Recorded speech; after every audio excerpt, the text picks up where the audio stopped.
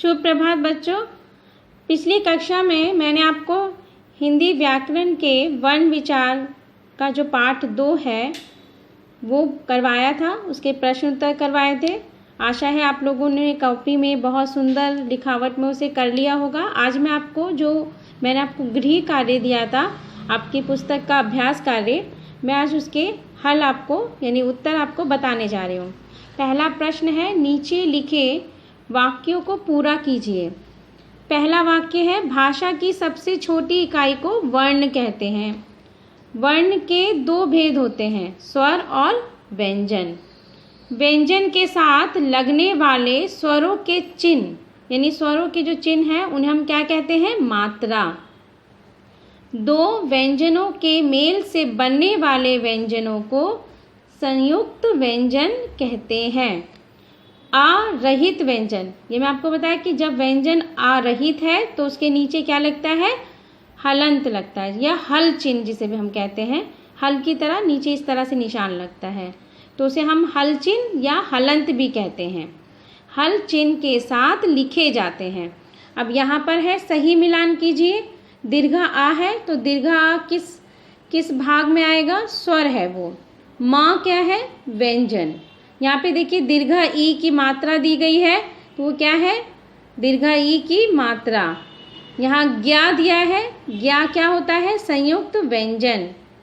चंद्र बिंदु दिया है और चंद्र बिंदु को हम किस नाम से जानते हैं? अनुनासिक। अंकी बिंदी को किस नाम से जानते हैं? अनुस्वार। आइए अपने अगले प्रश्न की तरफ जाते हैं।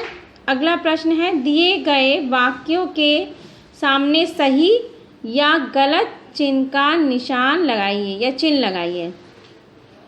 अब यहाँ पे हमें वाक्य को अच्छे से ध्यानपूर्वक पढ़ना है, उसके बाद हमें चिन्ह लगाने हैं। व्यंजनों की मात्राएं होती हैं, तो क्या व्यंजनों की मात्राएं होती है? गलत, व्यंजनों की मात्राएं नहीं होती बल्कि स्वरों की मात्राएं होती है। अनुनासिक का उच्चारण मुख और नाक दोनों से होता है। मैं आपको पहले ही बता चुकी हूँ, जो अनुनासिक क्या है? चंद्र बिंदु। जब हम उसका उच्चारण करते हैं तो हम मुख और नाक दोनों का प्रयोग करते हैं, अर्थात ये वाक्य सही है। वर्णों के व्यवस्थित क्रम को वर्णमाला कहते हैं। ये वाक्य भी हमारा सही है। जब हमारे वर्ण व्यवस्थित क्रम में होते हैं, सही क्रम में, निश्चित क्रम में होते हैं, तो हम उसे क्या कहते हैं? वर्णमाला। भाषा की सबसे छोटी इकाई मात्रा कहलाती है। देखिए यहाँ पे ये वाक्य गलत लिखा है। भाषा की जो सबसे छोटी इकाई है उसे हम क्या कहते हैं? वर्ण कहते हैं, जबकि यहाँ क्या लिखा हुआ है? मात्रा, अर्थात ये गलत वाक्य है, तो इसके सामने हम गलत का चिन्ह लगाएंगे। स्वर व्यंजनों की सहायता से बोले जाते हैं। देखिए ये वाक्य भी गलत है। मैं आपको पहले भी बता चुकी हूँ कि स्वरों को किसी की सहायता की आवश्यकता नहीं होती है, परंतु यहाँ पे क्या लिख रहा है कि स्वर जो है व्यंजनों की सहायता से बोले जाते हैं, अर्थात ये गलत वाक्य है। अगला प्रश्न 4 देखेंगे, दिए गए वर्णों को मिलाकर शब्द बनाइए। मैंने आपको वर्ण विच्छेद करवाया था और वर्ण विच्छेद के साथ मैंने ये भी बताया था कि हम जब वर्णों को जोड़ते हैं, जिसे हम वर्ण संयोग कहते हैं, तो वो भी आ सकता है। ये वर्ण विच्छेद का ही विपरीत है। पहले मैंने आपको ये दिया था, आपको वर्ण विच्छेद करना था। अब यहाँ पे वर्ण विच्छेद आपको दिया गया है, आपको इसका शब्द बताना है। बहुत आसान है। आप एक एक वर्ण को लीजिए। अब जैसे मैंने यहाँ पे भा को लिया है, भा के साथ कौन सी मात्रा यहाँ पे दी गई है? दीर्घ आ की, तो मैं भा के साथ यहाँ दीर्घ आ लगाऊंगी। फिर शाह है, शाह के साथ क्या दिया है? दीर्घ आ, तो यहाँ मैं दीर्घ आ की मात्रा लगा दूंगी। देखा, तो ये शब्द क्या बना? भाषा। अगला है गा। गा के साथ देखिए आ नहीं है, अगर गा के साथ आ होता तो मैं कोई भी मात्रा नहीं लगाती। गा के साथ दीर्घ आ है, तो गा के साथ मैंने एक पाई रेखा लगाई है, पाई लगाया है। फिर जा के साथ आ है, तो जा के साथ आ है तो इसमें कोई मात्रा नहीं लगेगी। फिर रा के साथ भी आ है तो इसमें भी कोई मात्रा नहीं लगेगी। अगला है, तो ये क्या बन गया? गाजर। अगला देखते हैं, माँ के साथ आ है, तो माँ के साथ कोई मात्रा नहीं। फिर रा के साथ दीर्घ आ है, तो रा के साथ आ की मात्रा।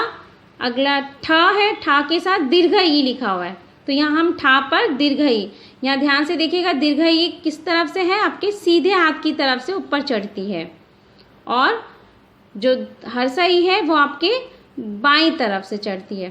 तो ये क्या बना शब्द? मराठी। फिर है पा के बाद कोई भी मात्रा का चिन्ह नहीं है, यानी सिर्फ अ लिखा है, तो पा पे कोई चिन्ह नहीं आएगा, कोई भी मात्रा नहीं आएगी। उसके बाद रा के साथ देखिए हर्षई की मात्रा है, तो रा पे हर्षई किधर से? बाईं तरफ से।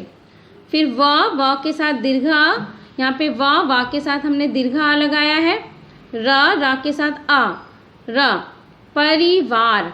तो आपने देखा कि अभ्यास कार्य है यहाँ पे।